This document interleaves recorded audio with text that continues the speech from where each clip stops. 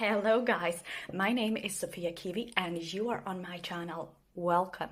Today's video is going to be about different attachment styles and also how to identify them. If you are curious what that is all about and which one you are, keep watching. Also, let me know in the comments down below which one you think you are and if you want to change something about that. So Christmas is around the corner as well. I am very excited about that. I don't have much of a Christmas feeling, unfortunately, because this year we have no snow where I live, which is very sad. I still keep hoping for some snow, guys. Okay, that was off topic. Now let's talk about attachment styles. What is that? Attachment theory describes how early relationships with caregivers, parents, grandparents, siblings, whoever raised you, shape our expectations and behaviors in later life. There are 4 primary attachment styles, and each one reflects different ways of interacting with others based on early experiences. These styles play a significant role in how we approach relationships in adulthood, and that is why also it's good to know which one of these styles you are or you belong to. So here are the 4 main attachment styles. The first one we are going to talk about is secure attachment. People with a secure attachment style tend to have a healthy, balanced relationship or relationships. They feel comfortable with intimacy and independence and generally have a positive view of themselves but also others. So what are the key traits of these people? They are comfortable with emotional intimacy and closeness. They can express needs and emotions openly, trusting of partners and others in relationships. Generally, they feel confident in relationships, knowing that they can rely on their partner for support, but also maintain a healthy level of independence. They are not afraid of commitment and handle conflicts constructively. So how are these people in childhood? Oftentimes, secure attached children have responsive caregivers who consistently meet their emotional needs. So basically, a person that has a secure attachment style grew up in a healthy and happy family, talking about the emotional side of that. So how are these people in adulthood?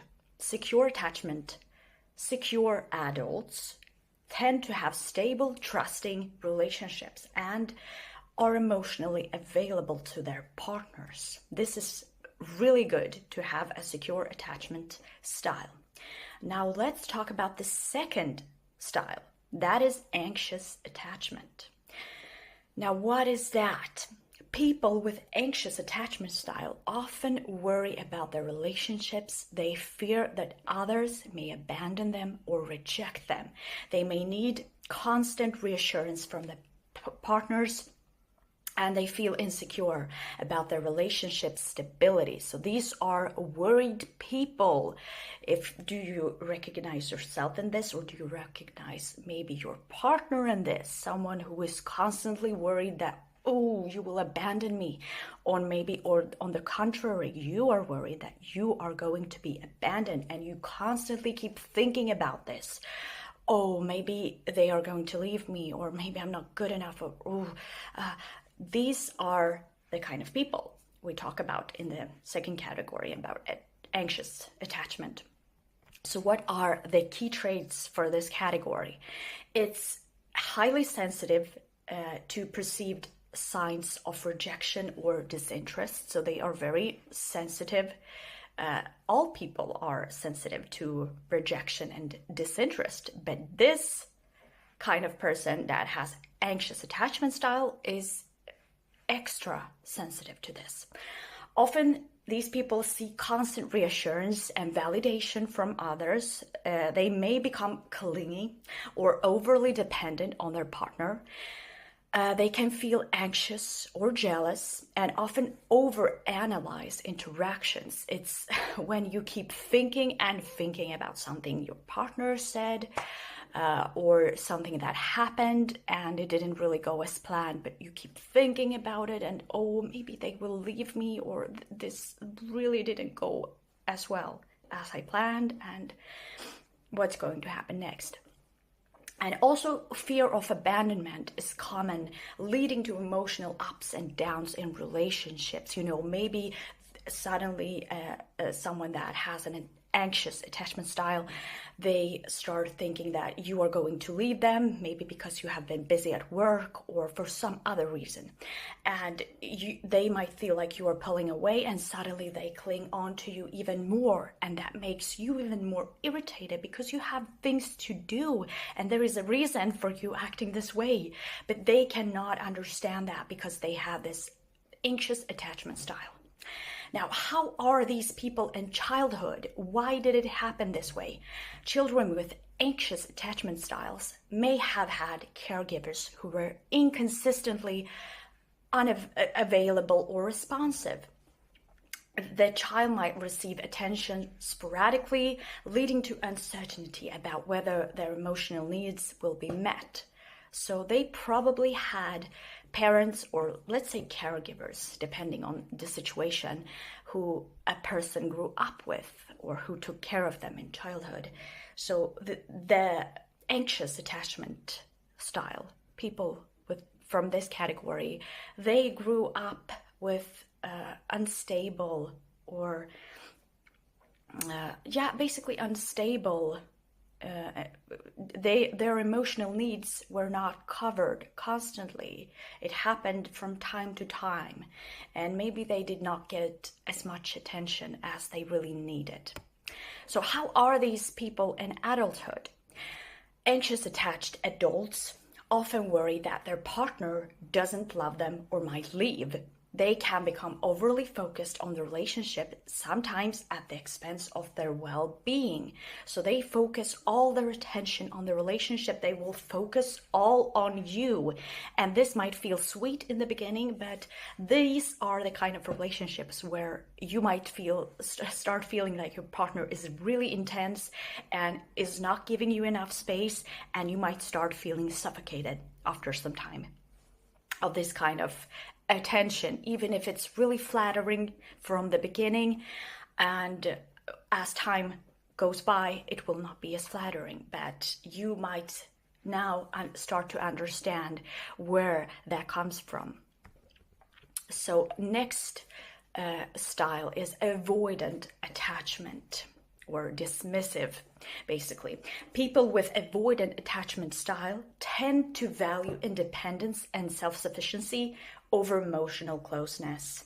They may have difficulty opening up or becoming vulnerable in relationships and can avoid emotional intimacy. So they basically hold a hand out. They try to distance themselves from people, or it just happens that way. They don't really let anyone too close or let anyone into their emotional world. The key traits of these people are struggle with intimacy, that may feel uncomfortable. They may feel uncomfortable with emotional closeness. They often suppress emotions and may even downplay the importance of relationships. They can appear distant, detached, or overly self-reliant. They also tend to avoid conflict and may withdraw when emotions are involved. May push people away when they get closer or when they sense emotional dependence. So what happened with these people in childhood? Likely children with an avoidant attachment style may have had caregivers who were emotionally unavailable or unresponsive to their needs, leading them to suppress their emotions and become self-reliant. So this is really sad, actually, guys. This is really sad, but this also happens. The funny thing is, I know each from these categories we already have mentioned. I know people from each one of them. So what happened to someone that has an avoidant attachment style? What happens in adulthood? How do they behave? Avoidant adults may prefer solitude or prioritize independence over emotional connection. They may struggle with expressing their feelings and may avoid deep or committed relationships. This brings us to the last category, that is disorganized attachment. People with disorganized attachment style often display behaviors that combine anxiety and avoidance. They may want closeness but fear it, and at the same time leading to confusing or contradictory behaviors. This attachment style is often linked to trauma or inconsistent caregiving during childhood. So what are the key traits of these people?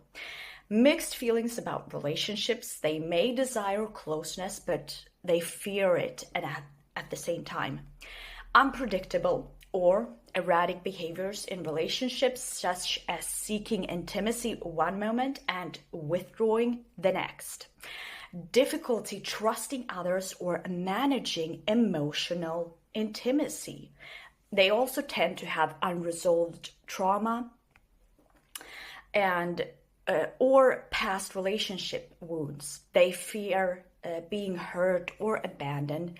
They can make them react in unpredictable ways, like avoiding or clinging to a partner without warning. So what happened in childhood to these people? Disorganized attachment often arises from caregivers who are frightening, abusive, or unpredictable, leaving the child confused about how to navigate the relationship. They may seek comfort from caregivers who also represent danger, causing a deep internal conflict. So basically, falling in love with dangerous people might unfortunately happen to this category of people who have a disorganized attachment style. So what happens in adulthood? Disorganized adults may have difficulty forming stable, trusting relationships. They can be emotionally volatile, acting out of fear or confusion, and struggle with intimacy. Our attachment styles are powerful, but they're not permanent. That's what I want to all of you to remember.